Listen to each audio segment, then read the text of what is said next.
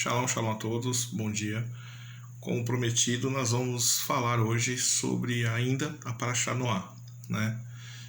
Em Gênesis 9, 20 para frente, fala assim: E começou Noé a ser lavrador da terra, e plantou uma vinha, e bebeu do vinho, e embebedou-se, e descobriu-se no meio de sua tenda. E viu Cão, o pai de Canaã, desde seu pai, e fez-o saber, ambos a seus irmãos no lado de fora. Então tomaram Sem e Jafé uma capa e puseram-na sobre os seus ombros, e indo virado para trás, cobriram a nudez de seu pai, e os seus rostos estavam virados de maneira que não viram a nudez de seu pai.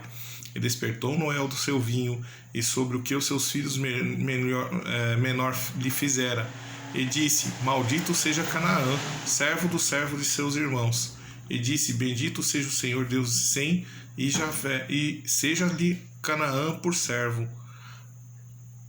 Alargue Deus a Jafé, e habite nas tendas de Sem, e seja-lhe Canaã por servo. E viveu Noé depois do dilúvio 350 anos. Bom, vamos lá. Todos sabem que as nações canaanitas, né, elas foram deturpadas depois de muito tempo e acabaram sendo tomadas por Israel, que é descendente de Sem, né? Então, Canaã acabou sendo subjugada pelos semitas, as nações semitas, né? E todas as nações semitas, não só os hebreus, mas também os árabes, que são semitas também, né? São descendentes de Sem também, e alguns outros povos foram amplamente prósperos na terra, né? Já visto o tamanho do Império Árabe até os dias de hoje, né? E os judeus enfiados no meio de todas as nações, espalhados pelo mundo todo, continuam grandes e fortes, né? Não tem uma terra muito grande como Deus tinha prometido. Perderam esse território depois da guerra contra Roma, né? E lá onde hoje é chamado de Palestina, né? Que na realidade não era Palestina, era Filistina, que os romanos chamavam aquela região de Filístia, né? Porque o pH para eles é F, então é Filistina, e depois com o tempo se tornou Palestina. Mas sempre foi a terra de Israel, a não ser, é claro, a faixa de Gaza, que nunca foi conquistada por Josué. Se você olhar o mapa das conquistas de Josué, a faixa de Gaza, onde realmente hoje é a faixa de Gaza, ela nunca foi conquistada por Josué, então não é considerado e nunca foi considerado o território de Israel. Embora Deus tinha dado essas terras para eles, num determinado momento Deus pegou e falou assim: não, eu vou deixar essas nações para que vocês sejam julgadas por elas, né? Então, quando a nação não está fazendo algo que agrade a Deus, Deus manda essas nações atacarem Israel, e isso desde os tempos antigos. Na época de Davi, isso acontecia muito, até que levaram a arca para lá, e Davi teve que se misturar lá no povo, recuperou a arca, fez guerra contra eles e tudo mais.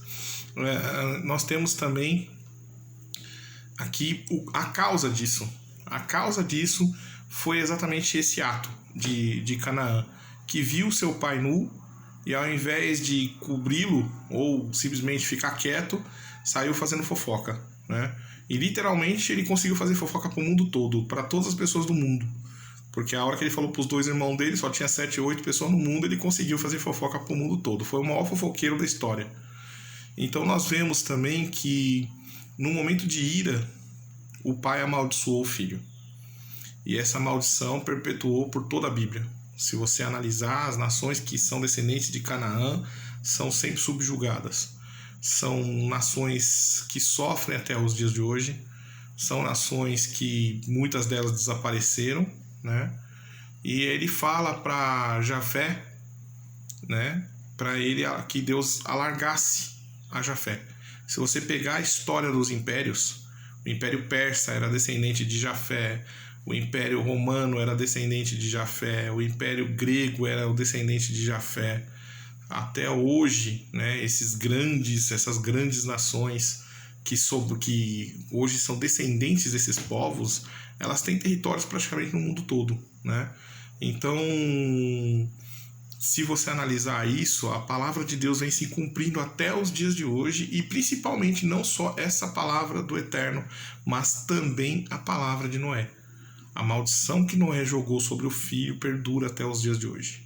O momento de ira, né?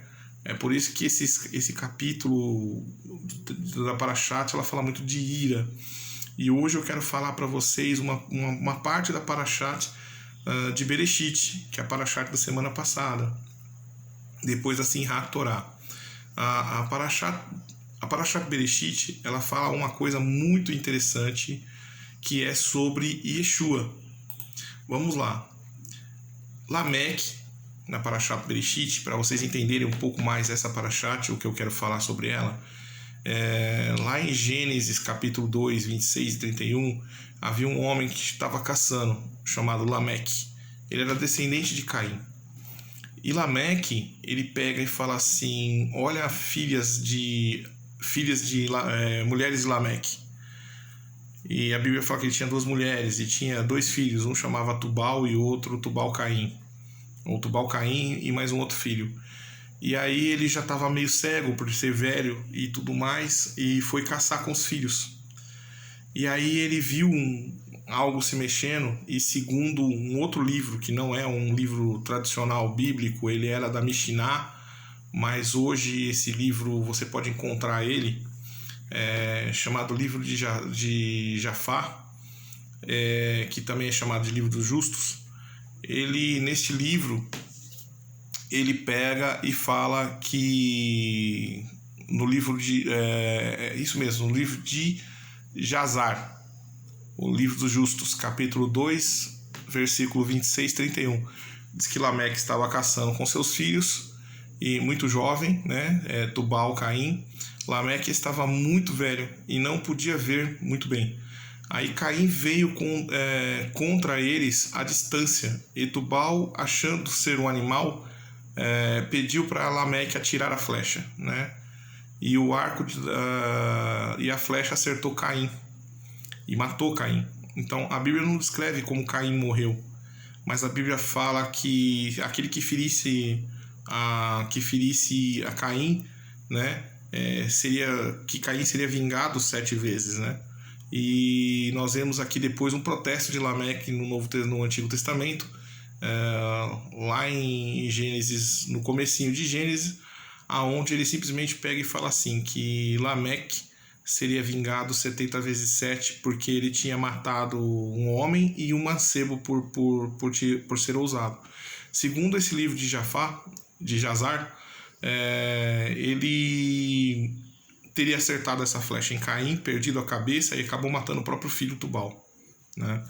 Então esse momento que isso acontece tira ele do controle, passa com que a raiva passa a ser o controle dele, né?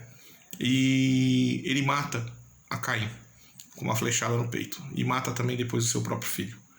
E esse é o protesto dele. E aí nós vamos para o Novo Testamento, ou seja, isso seria uma maldição que ele colocou sobre ele próprio, né? Deus já havia falado que aquele que ferisse a Caim, este seria vingado 7 vezes. E agora ele pega e fala assim: ouça, mulheres de Lameque. Caim será vingado 7 vezes, mas Lameque 70 vezes 7. Porque ele se achou indignado por ter sido enganado pelo próprio filho e causado um assassinato da qual ele era o próprio pai dele, né? Então, pai de geração, não sei qual era. A Bíblia fala que ele era neto de Caim, provavelmente ele matou o próprio avô. Então é uma situação muito chata, muito complicada, mas lá em Gênesis, né? Lá em Mateus, a Bíblia fala que Pedro chegou para Jesus e perguntou quantas vezes a gente tem que perdoar, né? E Jesus diz que nós devemos perdoar 70 vezes 7. Então, diz assim, Mateus 28, se eu não me engano, diz assim: então Pedro, aproximando-se de Jesus, e perguntou: Senhor, quantas vezes devemos perdoar a meu irmão quando ele pecar contra mim até 7 vezes. Por quê? Porque já havia na Mishnah a questão do perdão. Se o seu filho, se alguém, teu irmão, te fizer algum mal, você deve perdoar ele 7 vezes, porque Caim ia ser vingado 7 vezes, então o perdão deveria ser 7 vezes. Então, agora vem Lameque e fala que 70 vezes 7 deveria ser vingado. E aqui Yeshua pega e fala assim, olha, não é bem assim. Você deve perdoar, né? No verso 22 diz assim, Yeshua responde, eu digo a vós, não até 7, mas até 70 vezes 7. Por quê? Para quebrar essa maldição de Lameque, né? Então tudo tem relação. O novo, você só vai conseguir entender a Brit Hadashah, que é o Novo Testamento, a Nova Aliança, né? Se você entender o Antigo Testamento, né? A Torá, a Mishnah, os livros de Kohelê, que são os juízes, os livros históricos e outros livros que vocês talvez não tenham conhecimento.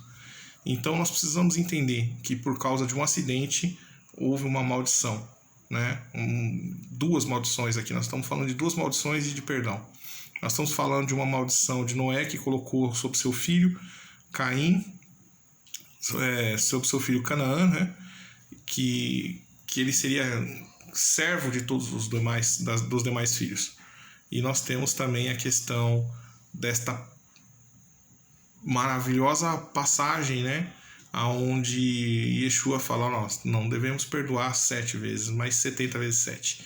E isso começa nos perdoando porque nós nos sentimos raiva quando somos ofendidos, sentimos raiva quando algo dá errado, sentimos raiva quando um acidente acontece. Semana passada eu fui sair para levar a palavra numa igreja e fui tirar o carro da garagem, bati o carro de ré na traseira de um outro carro que também era de um pastor. Então, quer dizer, é uma situação que não dá para entender, mas acontece. Não é porque a pessoa é um servo de Deus que ela tem uma blindagem em volta dela que nada pode acontecer. Não, nós estamos nesse mundo e estamos sujeitos a ele. Porém, a nossa mente, a nossa alma, ela está acima deste mundo, né? E está ligada ao eterno. E aí, essas coisas acabam não nos afetando como afetam uma pessoa normal, que quando bate o carro, sai xingando, sai falando um monte de besteira, já quer bater no outro, já quer bater naquele outro, porque causou um dano para ela. Por quê? Porque as pessoas hoje em dia estão mais ligadas a coisas, a objetos e não mais a essa ligação de irmãos, né? Meu irmão, me perdoa, né? Eu realmente vou te ressarcir, paga o prejuízo, assume o prejuízo, seja homem, né, ou mulher, cresça e assuma o seu prejuízo, assuma o seu erro. Não adianta você botar culpa aqui, botar culpa ali, a distração foi sua e acabou. Assume e vamos para frente, né? E isso serve para você lembrar dos teus erros e também saber que ninguém é perfeito e que todos nós devemos estar sempre atento para tudo. Se liga no Senhor, se liga no Eterno, lembra das palavras dele, que nós devemos perdoar e tratar aos outros como nós gostaríamos de ser tratado. Essa é a paraxá de hoje. Shalom, shalom.